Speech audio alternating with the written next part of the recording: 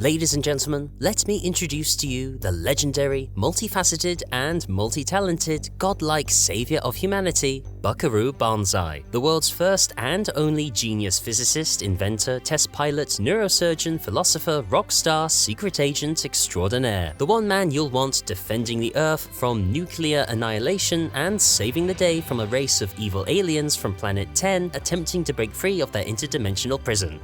Yeah. Which is handy because that's exactly what happens in the cult film par excellence, The Adventures of Buckaroo Banzai Across the Eighth Dimension. A cinematic experience that'll have you on the edge of your seat, sometimes scratching your head, but nevertheless totally engrossed in this schlocky B-movie madness, joined by a roster of quirky characters who'll quickly become your best friends, dazzled by the endlessly frantic, harebrained science on display, and, most importantly, stunned into respectful silence when having the philosophical boundaries of your mind blown apart by the words of purest wisdom. No matter where you go, there you are.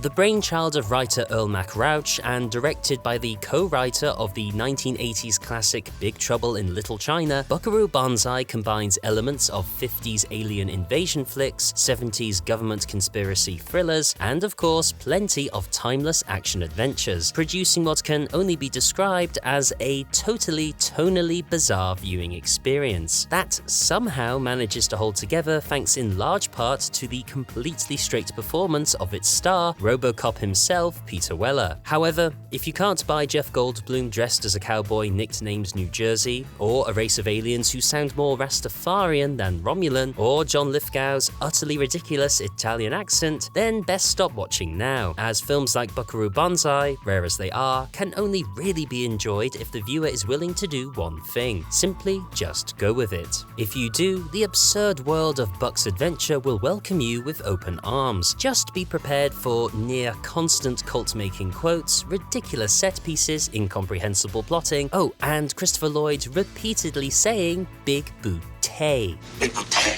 More's the pity that the dismal box office upon release ensured Buck's adventuring would be limited to one single entry, denying us a second installment teased as Buckaroo Banzai against the World Crime League. But such singularity seems practically essential to ensure any film's cult classic status, only adding to the mystique of Buckaroo himself and his bandmates, the Hong Kong Cavaliers. A mystique that almost certainly creates more questions than it answers, like why didn't Buck immediately recognize the twin sister of his late wife? Or what exactly is the eighth dimension? Or why is there a watermelon there? I'll tell you later.